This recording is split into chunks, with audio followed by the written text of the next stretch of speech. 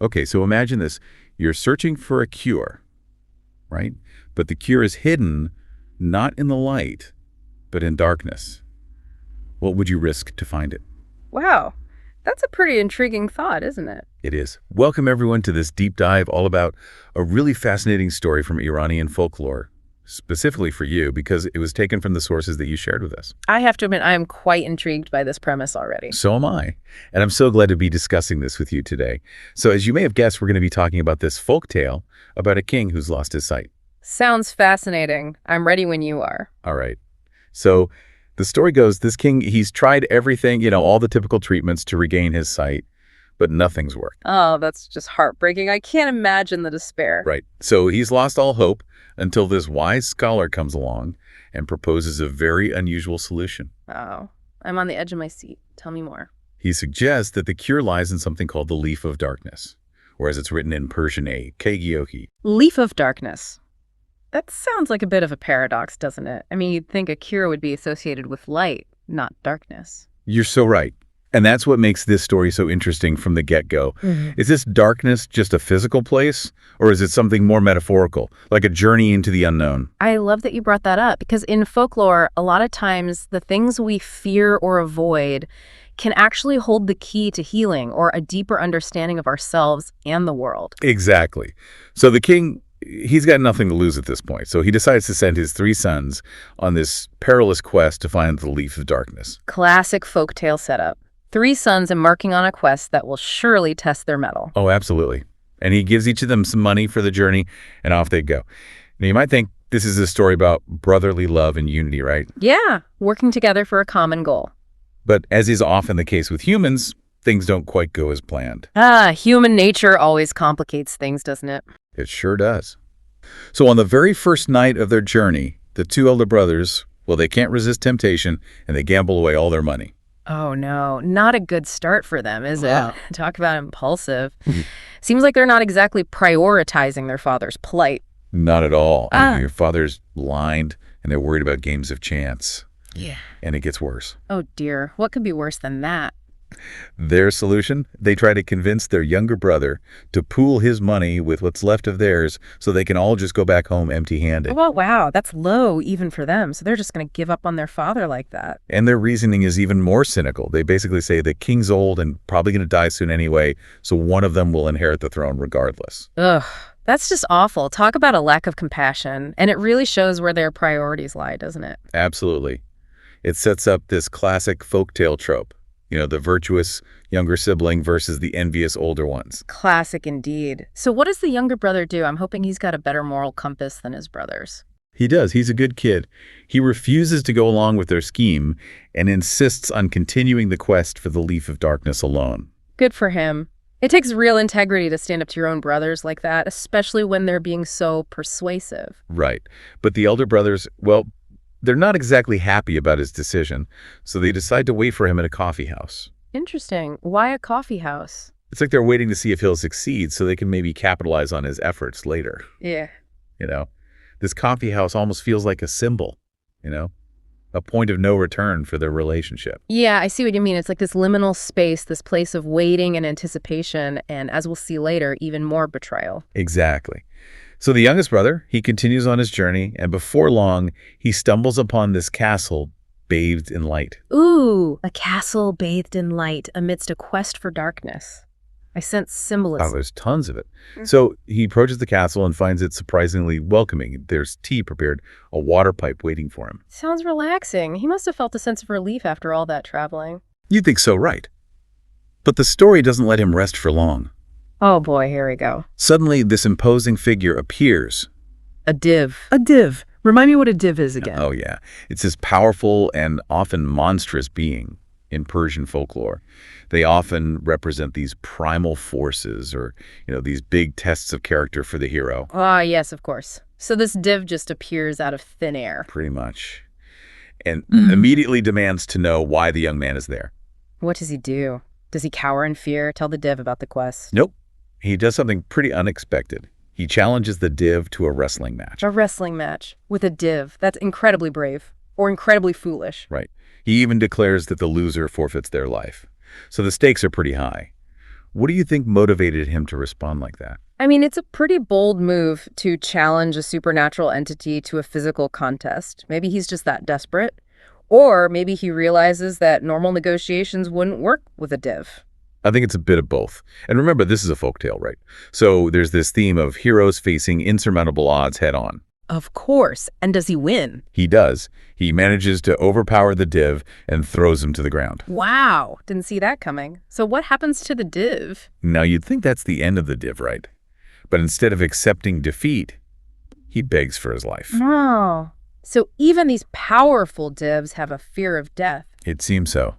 And he appeals to the young man's sense of mercy, saying, how can you, a Muslim, want to kill me, spare me, and I'll be your eternal slave? That's interesting. It brings in this religious element and raises questions about how we treat even those we perceive as monstrous. And the offer of eternal servitude is classic too, right? It shows a shift in power and hints at future help for the hero. It's a classic for a reason. So what does the young man do? Does he take the div up on his offer? He does. He shows compassion and spares the div's life. What a twist. So I'm guessing this isn't the last we see of this div. You guess right.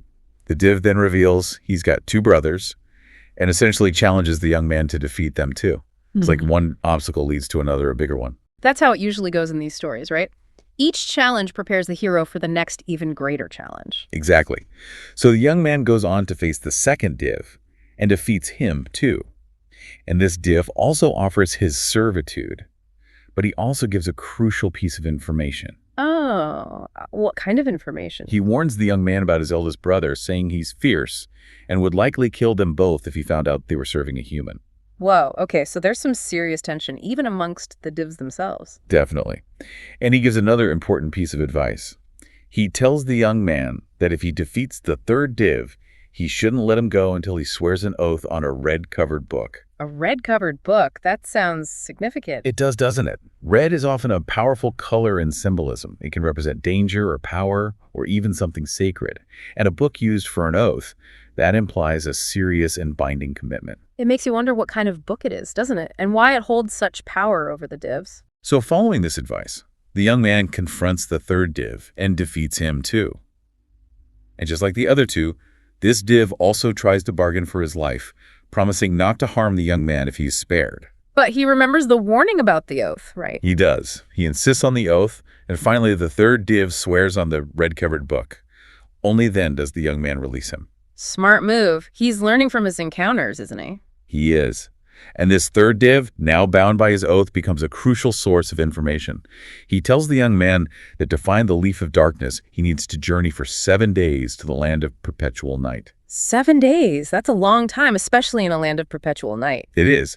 And he emphasizes that he needs to retrieve the leaf and return immediately because the return journey will also take 7 days. Wow, so there's a strict time limit too. This is getting intense. Oh, it is.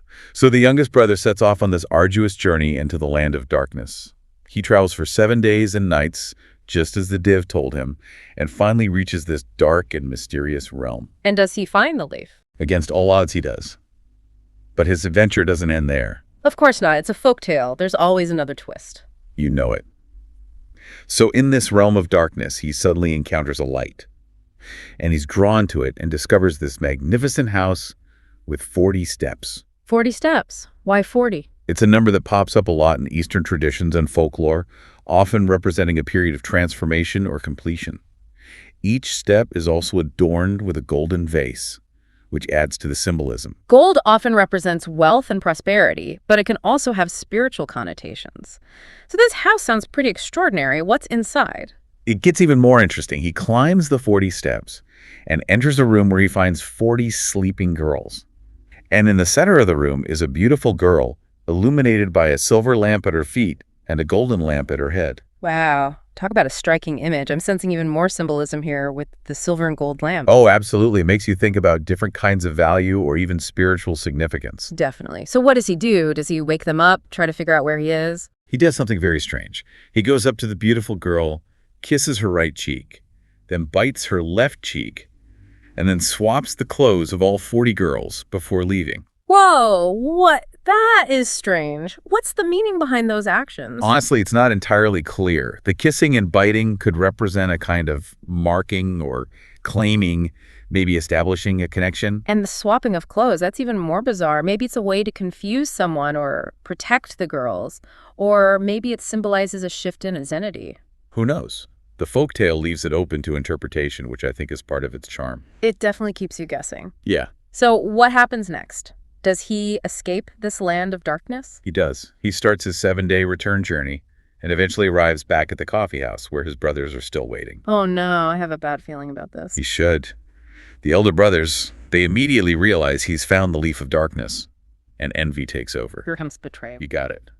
On their way home, they throw their younger brother down a well, steal the leaf, and decide to present it to the king themselves. Oh, that's just cruel. After everything he went through, they betray him like that. It's a pretty stark reminder of how greed and jealousy can poison even family bonds. It really is. So is that it for the younger brother? Does he die in the well? Thankfully, no. Remember his loyal horse? Oh, right. The one he set off on the journey with. What happens? Does it alert someone? The horse refuses to leave the well and keeps circling it in distress. This catches the attention of a passing traveler who thinks a foal has fallen in. Ah, that's actually kind of sweet. Mistaking the horse's distress for a foal in trouble. It is. And the traveler gathers some people, and they manage to rescue the youngest brother from the well. Talk about unexpected help. It goes to show that even in the darkest moments, there's always hope. So true. And the horse recognizes its master and allows him to ride back to the city. But when he gets there, he finds out the king's sight has been restored. I'm assuming by the stolen leaf. You got it. Yeah. But the youngest brother is understandably heartbroken by his brother's betrayal, so he disguises himself in poor clothing and keeps his identity a secret. I can't say I blame him. He's probably disillusioned and just wants to see how things play out. Exactly. So some time passes, and then a new character arrives in the city. The princess.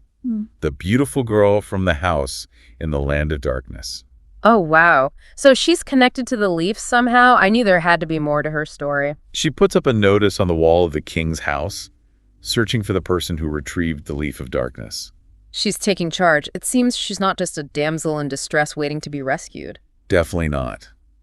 The king wants to find this mysterious hero, so he sends his eldest son to meet the princess. I bet that doesn't go well. You're right. She asks him if he retrieved the leaf, and then asks him specific details about it. Which, of course, he can't answer because he wasn't the one who went on the journey. Exactly. And the same thing happens with the middle brother.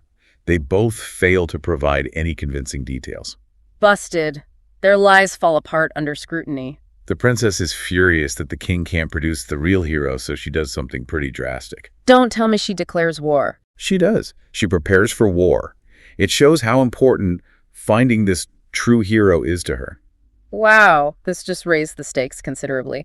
So what about the youngest brother? Is he still hiding? He is.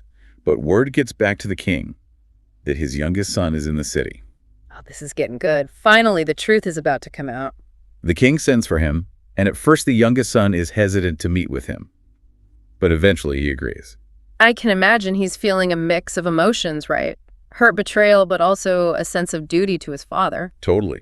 So they meet, and the king asks him point blank if he was the one who retrieved the leaf of darkness. And the youngest son confirms it, but says he'll explain everything later. Smart move. Build the suspense. Right. And then he remembers the promise made by the divs. The ones he spared, about helping him if he needed it. Exactly. He burns a hair from each of the 3 divs, and instantly they appear before him. Now that's an entrance. They then all head over to the princess's encampment, Yes. and as soon as she sees them, she recognizes the youngest brother. Ah. So that's why he did all those strange things back at the house. It was a way for her to recognize him later. It seems so. The princess asks him directly if he was the one who retrieved the leaf, and he confirms it. And then he tells the whole story, his journey, his encounters with the divs, the sleeping girls, everything. Finally, the truth is revealed. It's about time those lying brothers got what was coming to them. The princess, impressed by his bravery and everything he's endured, proposes marriage to him. Aw, that's sweet. A happy ending for the true hero. And when the king hears the full story, he's furious with his elder sons. He orders a grand celebration for the youngest son and the princess, and as for the 2 deceitful brothers, he sentences them to death by hanging. Wow, harsh but fair. Actions have consequences after all. So what do we learn from this story? There's so many layers to it, isn't there? It really is a rich and complex folktale. On one level, we see the importance of perseverance and integrity. The youngest son never gives up and stays true to his values even when faced with immense challenges. And on another level, it highlights the dangers of greed and envy. The elder brothers let their desires consume them, leading to their downfall. It also shows the power of promises and unexpected help. The divs remain loyal to their word, and a passing stranger ends up saving the hero's life. And let's not forget the symbolism, the journey into darkness, and the discovery of light. The recurring number 3, the mysterious significance of 40. Those strange actions with the sleeping beauty. It all invites us to think about transformation, hidden potential, and the nature of connection. Exactly. It's a story that can be interpreted on so many different levels, and each listener might take away something unique from it. Well, that brings us to the end of our deep dive into this captivating Persian folktale. If you enjoyed this exploration of Iranian folklore, we encourage you to subscribe to the deep dive and share your own interpretations of the story's symbols and morals in the comments. And if you found it insightful, please give this deep dive a like. And for more explorations into Iranian culture and mythology, be sure to check out our playlist on Iranian things. And before we go, we'd like to leave you with this final thought. The story presents a contrast between outward appearances and inner character. So we ask you, what do you believe are the most reliable indicators of a person's true nature? Thanks for joining us on this deep dive. We'll see you next time. Goodbye.